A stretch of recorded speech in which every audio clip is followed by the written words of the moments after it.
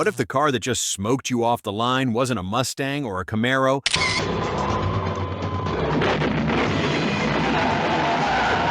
but a station wagon with a baby seat in the back?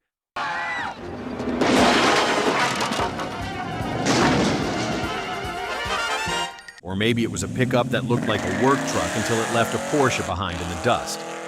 In this episode, we're diving into 10 of the sneakiest sleeper cars from the 1990s. Vehicles that looked slow but hit like a sledgehammer. These weren't cover stars, they weren't track day darlings. But out in the real world, they humbled a whole lot of muscle. We're talking boosted sedans, blacked out trucks, and coupes that ran like they had something to prove. Think you know what really ruled the streets in the 90s? You might want to think again. Did one of these sleepers ever fool you? Maybe you drove one or lost to one. Let us know in the comments below. Be sure to hit like, subscribe, and tap that bell so you never miss a new episode from our channel.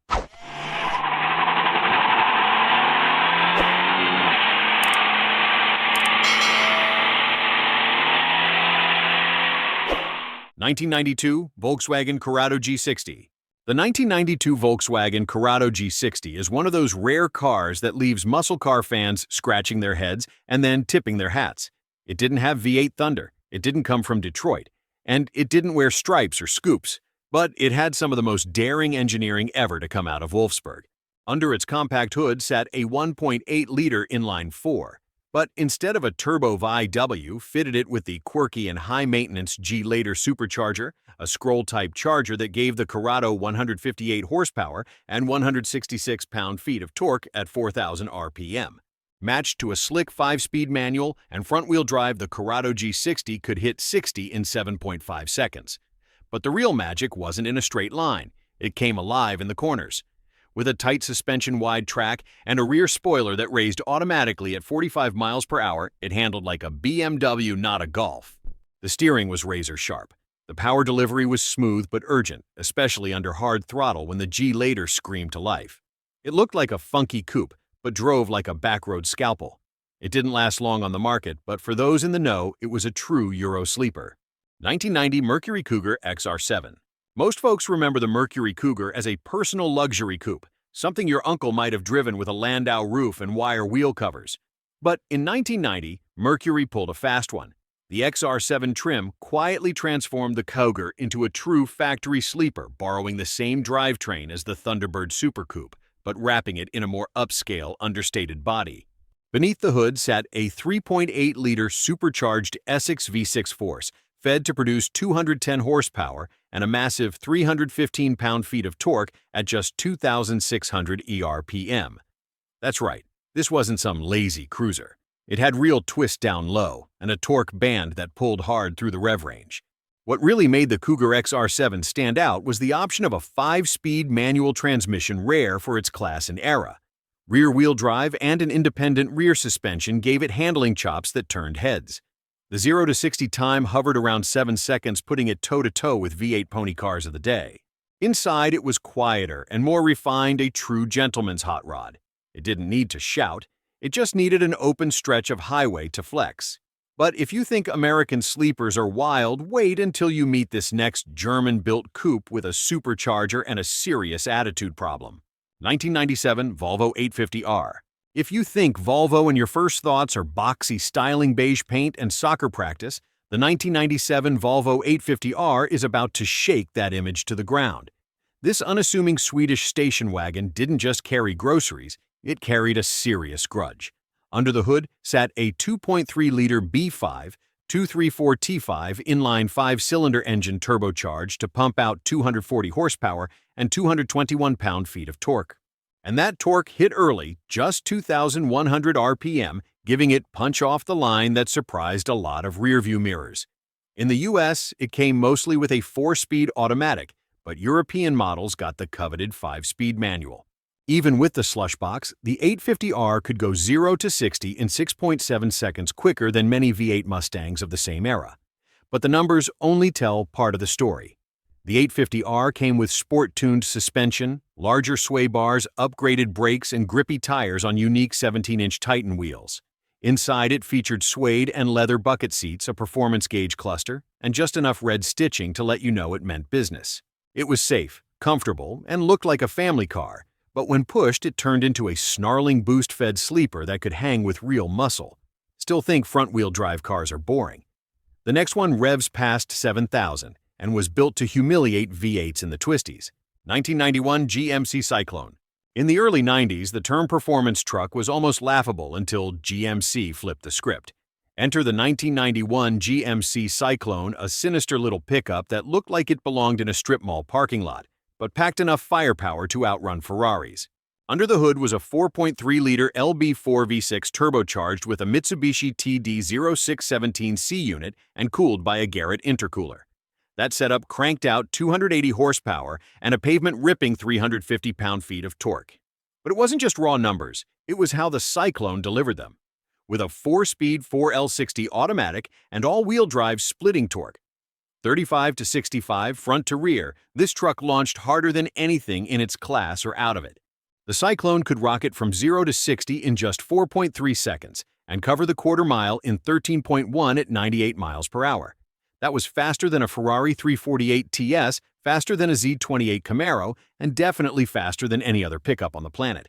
It was so quick, in fact, the NHRA banned it from stock class drag racing. And with its all-black paint sport body cladding and no-nonsense stance, the Syclone didn't just go fast, it looked mean doing it. The legend was short-lived but unforgettable. Only 2,995 were ever built in 1991. Keep watching because the next car might just make you question everything you thought you knew about full-size sedans. 1998 Ford Contour SVT. Most muscle car guys overlooked the 1998 Ford Contour SVT, and that was a mistake. On paper, it looked like a compact commuter car, the kind of thing you'd expect to see in a rental lot. But under that conservative sheet metal lived a Euro-inspired high-revving animal.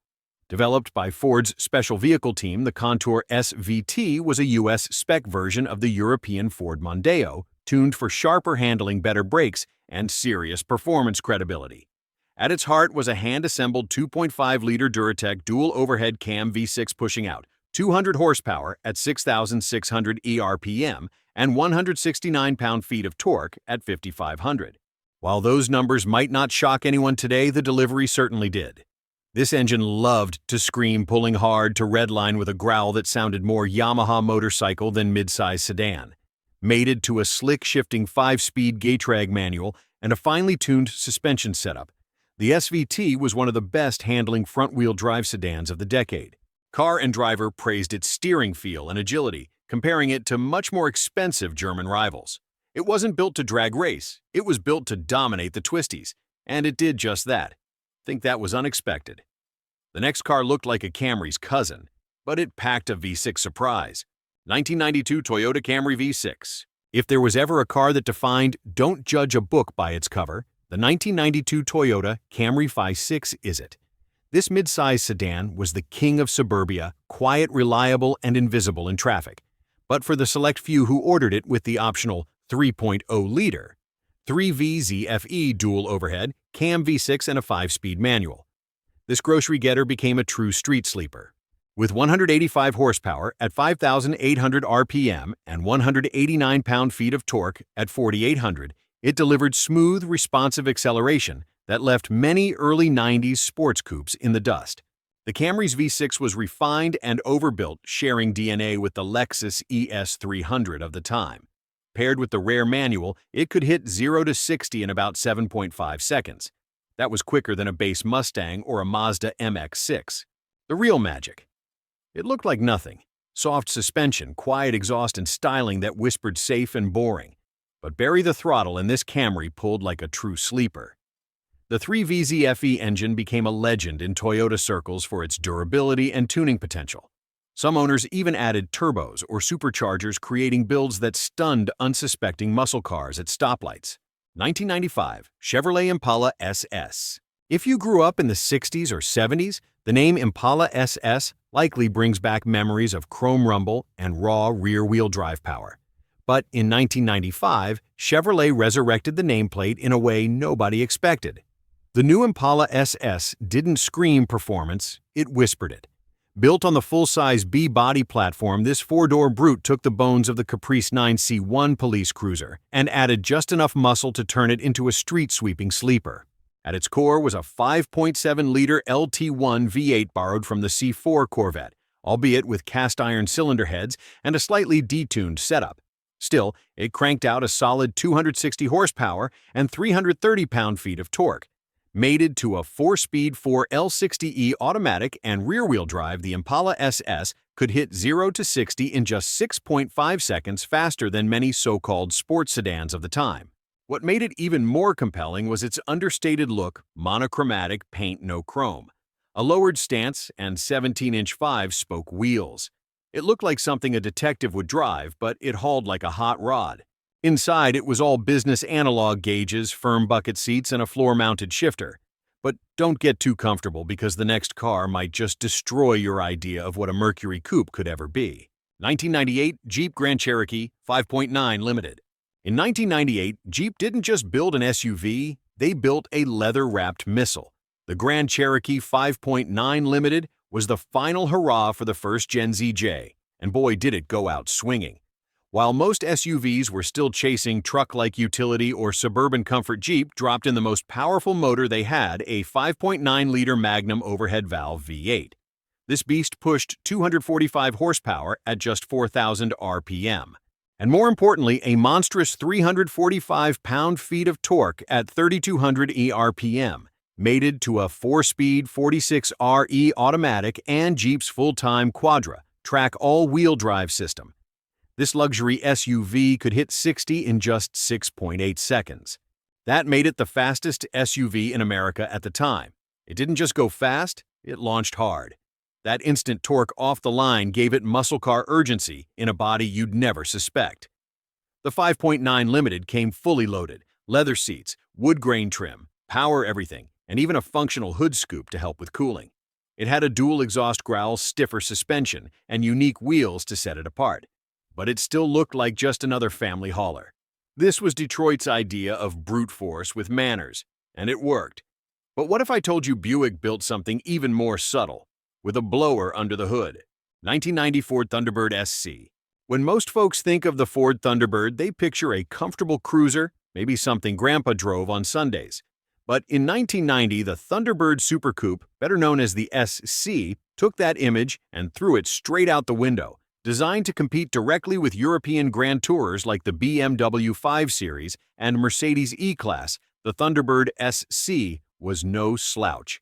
It was a proper rear-wheel drive performance coupe with serious firepower under the hood. It ran a 3.8-liter Essex V6 force fed by an Eaton M90 supercharger. That setup cranked out 210 horsepower and a thunderous 315 pound-feet of torque at just 2,600 ERPM. With either a 5-speed manual or a 4-speed automatic, the Thunderbird SC could launch from 0 to 60 in just 6.9 seconds, putting it neck and neck with plenty of contemporary V8 muscle cars. But this car wasn't just about straight-line speed. The SC featured a fully independent suspension, 4-wheel disc brakes, and electronically adjustable shocks. That made it one of the most advanced American chassis of its day. It could hustle through corners with confidence while still keeping you cushioned in bolstered leather seats, blasting tunes through a premium stereo. This was brains and brawn in one tight package. The Thunderbird Super Coupe was American muscle disguised as a European tourer. It didn't wear a badge of aggression, but it sure delivered the punch. 1997 Buick Riviera Supercharged. If there was ever a car that redefined what a sleeper could be, it was the 1997 Buick Riviera Supercharged. On the outside, it looked like something a retired banker would drive: long, smooth lines, quiet presence, and a plush interior wrapped in leather and wood grain.